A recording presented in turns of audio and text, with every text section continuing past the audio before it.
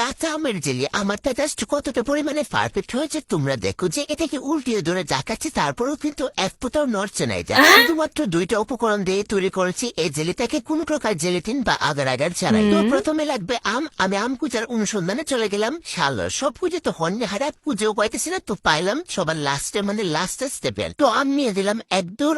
আরে তোদের ঘুমটাতে সর, তোদেরকে দিব আজ নতুন এক রূপ। তো তার জন্য তো লাগবে ছুরি, পিলার, তারপর হচ্ছে আম নিয়েছি। আমি যতগুলো লাগবে ততটুকুই নিয়েছি। এখন এর মাথাটাকে আমি কেটে নেবো। ওরে শালা, এটা তো কাটছি না, সে ছুরি ব্যবহার করতে হইল। তো এখন তো জামটাকে আমি পিলার করে নিবো। এই পিলার করার কাজটা কিন্তু আমার খুবই ভালো লাগে, তো সেম ভাবে আমি সবগুলোকেই করে নিয়েছি। এখন দেখো আমার দিকে মনে হইতেছে না যে কুশাই বেশি, মানে আম কাটলেই মনে হয় যে আমার কুশাই বেশি হয় আমের দিকে। তো পানের মধ্যে এগুলোকে হাতের সাহায্যে ভালো করে চটকে চটকে অস করে নিতে হবে, না হয় কিন্তু এর পোষ থেকে যেতে পারে। এখন হচ্ছে সিজানিং এর পর্ব, এটাই হচ্ছে মেন কাজ। এরে শালা, মনে হইতেছে যে বড়াই হয়ে গেছে। এটা তো কাটতে সেটেছে না, এতটা পরিমাণে জোর করতেছে। তারপর আমি এটাকে কেটে ছাড়বো, কারণ বিনা মানে শালা তোরে তো কাটতেই হবে। তো এই আমগুলো আমি 8 পিস করে কেটে নিয়েছি। তোমরা যেরকম ইচ্ছা ওরকম ভাবেই কাটতে পারো, নো প্রবলেম।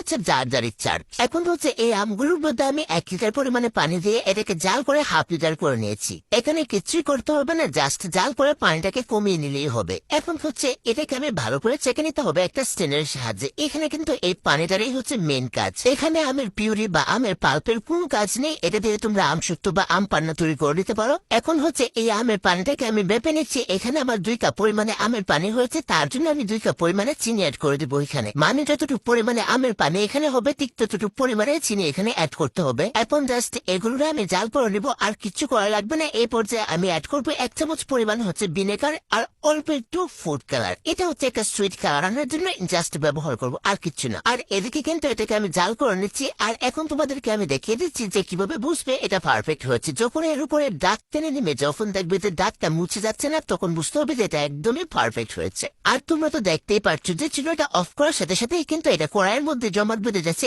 1 মিনিটের সময় কিন্তু নিচ্ছে না জমাট বাঁধার জন্য। তো এটাকে আমি কিন্তু কাপের মধ্যে ঢেলে জমাট বাঁধিয়ে নর্মাল ফ্রিজে রেখে দিয়েছিলাম। আর এটাকে কিন্তু ডিপ ফ্রিজে রাখতে যাবে না, নর্মাল ফ্রিজে রাখবে, তাহলে দেখবে 1 বছর পর্যন্ত এটা একদমই ভালো থাকবে। আর তোমরা তো নিজের চোখে দেখতে পারছো যে আমার এটা কতটুকু পরিমাণে পারফেক্ট হয়েছে, যে এটাকে এত পরিমাণে জাকানোর পরেও কিন্তু 1 ফোঁটাও নড়ছে না। আর এখন এটাকে আমি কেটেও দেখিয়ে দিচ্ছি। তারপর হচ্ছে এটাকে আমি একটা ব্রেডের উপরে সার্ভ করে নিচ্ছি। এই জেলিটা তৈরি করা কিন্তু খুবই সহজ, একদিন তৈরি করে বছর জুড়ে সংরক্ষণ করা যায়। সো তোমরাও বাসায় ট্রাই করতে পারো।